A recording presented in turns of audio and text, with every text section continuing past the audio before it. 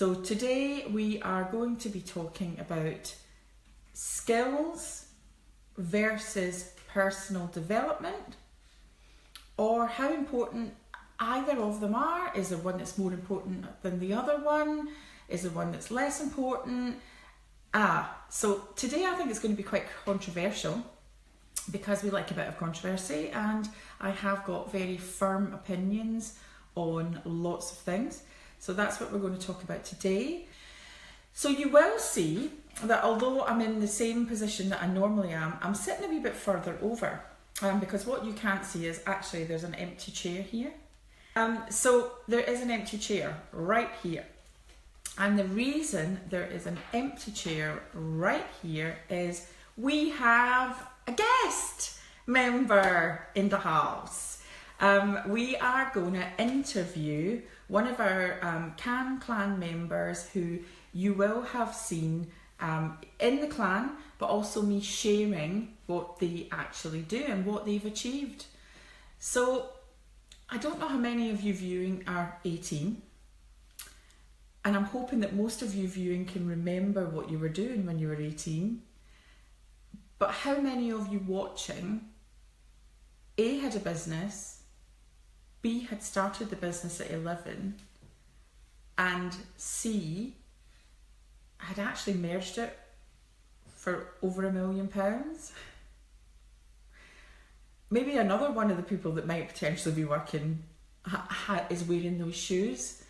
But the only person that I know that's done all that at the age of 18 is our amazing Can Clan member, Ben Towers. So what I want to do is I'm going to start today's Facebook Live by interviewing Ben Towers and asking his opinion on the difference between skill set and personal development. So again, if you were in my audience, I'd be making you clap, but I'm going to bring in the amazing Ben Towers. So Ben, okay, there we go. Now you see why we're in a different angle. So, personal development versus skills.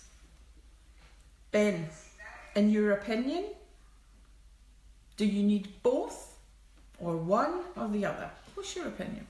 I think you need skills is by far the most. I think personal development is, I think you can overdo it, and a lot of people do overdo it. You can easily get too much sort of thinking that it's the right thing to do, and you can get engrossed in watching videos, going to courses 24/7. And for me, the skills is what's important. Personal development is something which I think you do a bit of naturally over time. You learn from others, but I think some people got way over the top, and they are then looking at going every month, going on 3-day courses and things like that. And actually, I don't think that's what personal development is all about. I don't think it's what it should be anyway.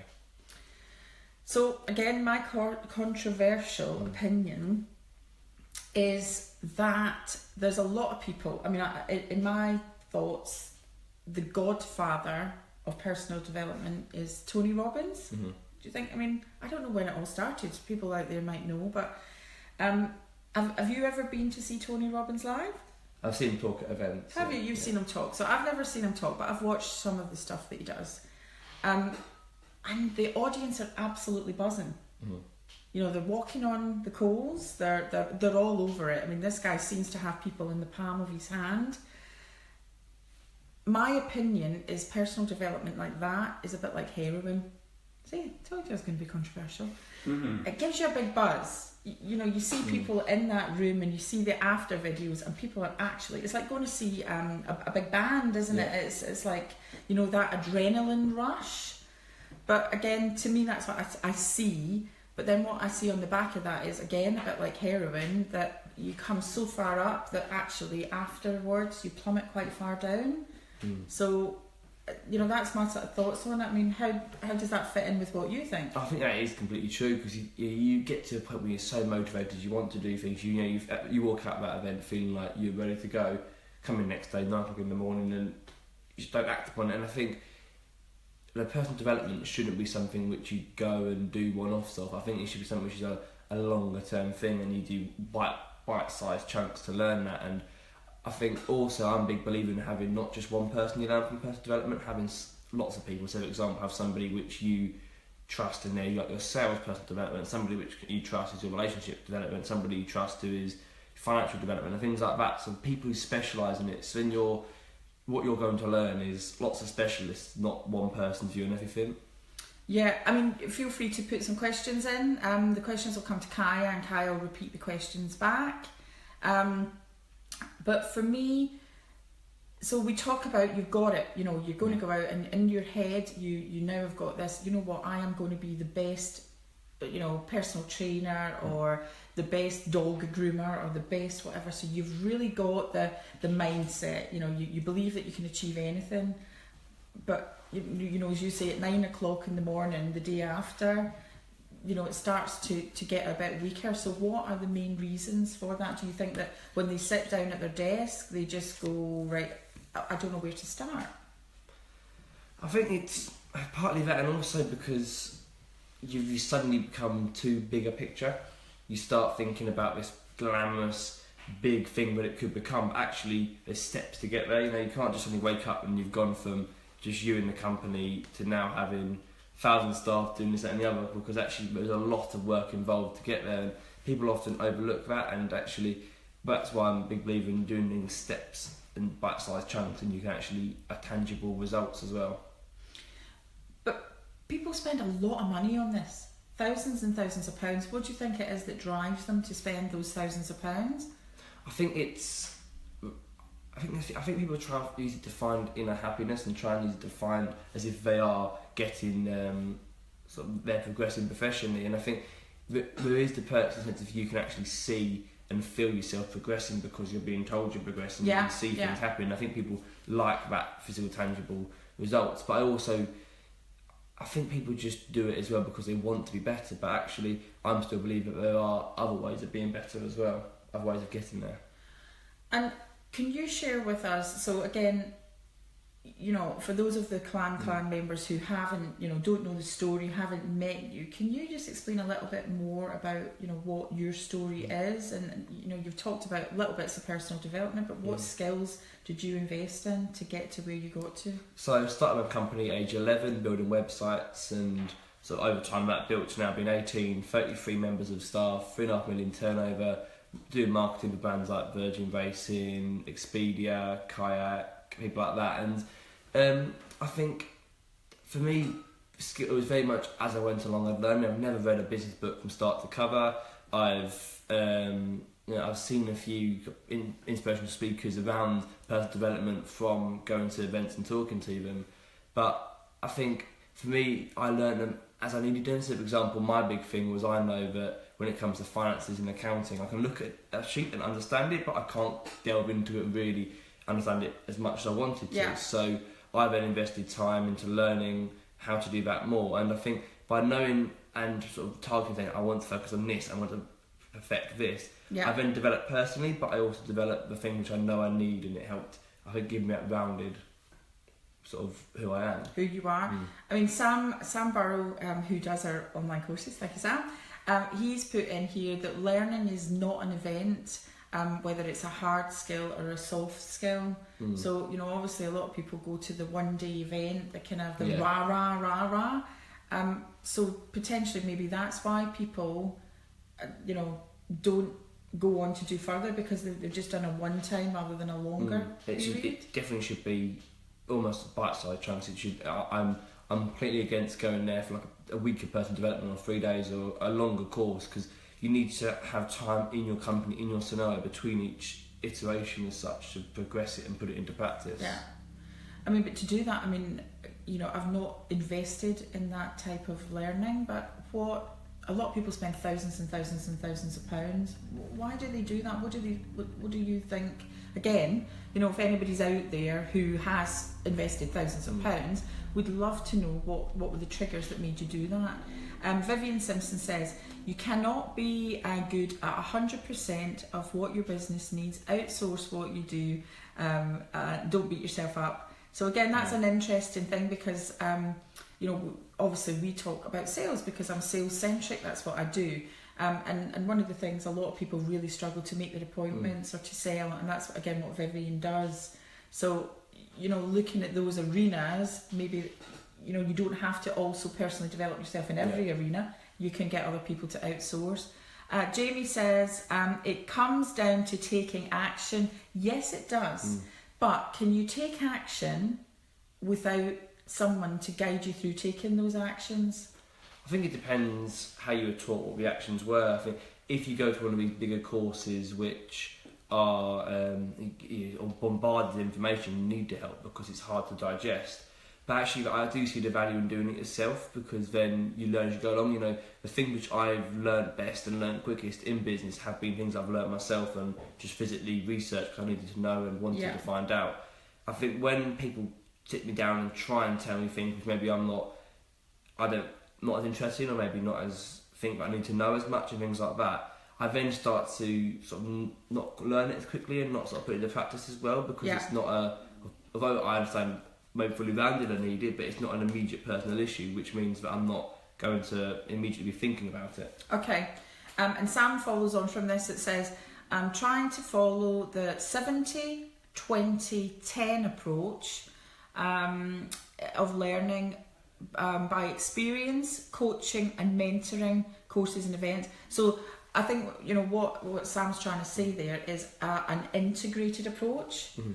So a lot of people just do the personal development, but what they're not doing is they're not taking the skills and learning the skills that complement it. So that's why, again, it's a bit like the heroin. They spent the money on the big bun, you know, the big buzz, but they're not doing the follow through the other parts. Sarah, you did post a question and it's disappeared from the thread, so I'm going to see if we can. Oh, hang on, wait a minute. Here it is. Here. Hi, as a performance and this is Sarah Clark. Hi, as a performance and well-being coach, I see it as development and performance, which is more skills, I guess. That's right, I'd say that as well. So maybe development and performance, both important, but it's the balance. Okay, it's the balance. So, you know, what I really, you know, I struggle to get my head around is people will spend thousands and thousands and thousands of pounds of personal development, but when it comes to looking at skills to learn to sell or things like that, they don't invest. So it's, you know, the mindset around that is where I struggle to get my head around. I think I would never do more than one course at any 1 month. Okay. I think just because of the fact that you can get so bombarded with information. You know, for example, if I was going to do a sales course, for example, that would be the only course I do that month. And I think that way you actually then have the next month to implement it, and you have the time period. Good. Implementation. Where I think you get some people which go to personal development classes and stuff like once a week, every Monday, or they go for 3-day things, and you just get so much information, and it just bombards you. And so, example is, and I speak people really well to come back from a 3-day course. I've noticed no change when they've left and joined back in the office. You just don't notice any difference. And that was a 3-day course, very costly. They were really excited to do it. Come back happy and excited. Maybe motivationally they were more up for it. But there have been no changes to processes, no changes to have it implemented things. It's just literally been, I've come back. Yeah, I call it the evaporation. And that's why, again, even when we do things like Easy Peasy Sales Live, it's a lot of stuff. And I think for us, that's why we integrate it at £99. Yeah. You know, there's people out there that are doing a 1-day kind of rah out there for about £1,000. So it's how much if you invest that money. So to me, it's always about the knock-on coaching. You know, and I'm just off this morning. I had a coaching course at 7:30. And it's starting to then make it real to them. I think sometimes with the training, it's quite generic, isn't it? So that whole, if you've got 1,000 people in a room at an event, how can you touch them individually? It's one of the things that, you know, from there. Have we got any more questions? No, I think we've not got any more questions. So to round up today's Facebook Live, we have the amazing Ben Towers in the house. Who, you know, if you want any top tips on Ben, if you Google him, he is in the clan. What I've done is I've got Ben to turn off his notifications, so if you do want him, then let me know and I can tag him in. Sarah's also put in here, follow-up sessions are really helpful to prevent evaporation. Yeah, fantastic, Sarah, that's what I think. I find after workshops, often the post-session coaching is more helpful. Yeah, definitely. I think I'd also see the value in the course again. So for example, if you had one course 1 month, then the same people come to the next course the next month, and then maybe some sort of like weekly Skype call or calls in the middle between them. And then what that then means is you've got the one-to-one development of going through the problems and somebody pushing you saying, are you achieving, are you doing this? But then there's almost the shame factor of in the next month when you're in front of the whole sort of group again and they go, how have you implemented it? And you go, it's not quite worked. Then it's almost a pressure's on you to make it work. And I think that's something that can really help. Yeah, that's like a peer pressure to make sure that you're achieving it. So again, peer mentoring groups is another way to have a little look through it as well. I think things like that can be done through like the Can Plan as well. And you can use that to sort of push each other on. And I think that's where groups like that can be really important, because it's quite easy to get lost that actually by having people which all want to do the same thing, all want to get somewhere, and putting pressure on them, you know, have you done it? No. And saying, well, come on, do it.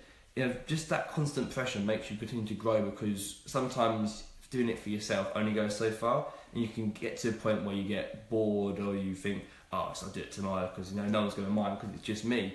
But by having other people who maybe not that interested in the company, they just want you to do the stuff and you can chase them, it just keeps it all moving. So Ben, with yours, I mean, you've obviously you've got massive goals. I mean, really starting a business at 11, now 7 years later to 18, you know, multi-million pound company. You know, what's next for you? So if you do that at 18, you know, where do we go from here? So I think I'd sort of call it up to now has been very much a exploration process in regards to I've been building the company, building the structures, building everything in place, but we're now in a point where we've got a group structure ready to start looking at acquiring, and I want to start to try and build this wider group of lots of companies within it. So obviously I think that's mean that my sort of view has changed. It's now gone from a internal focused on regards to the processes and things like that, but now I've got to the point where people can do that for me. I can now focus a lot more in regards to how we can grow the group. Yeah, that makes perfect sense. So again, you know, today is so lovely to have Ben in the house, because I feel that the experiences that Ben brings to the clan is amazing. And you know, if you have got something, you know, as you know, last week I've kind of broken down some of the rules. If you need help in there, then you please just post straight on to the main thread. You know, I will deduct any get rich quick schemes, because that's not what entrepreneurism is all about. But you know, we are here to help you. Every Friday I turn up, and I think that's another key to business, is continuity of your message. So from me, Alison Edgar, the Entrepreneur's Godmother, this afternoon we are celebrating our birthday. We're having a little bit of a barbecue with the team, and I thank you so much for tuning in. Those of you who are watching live or watching on replay, have a great weekend. Bye bye.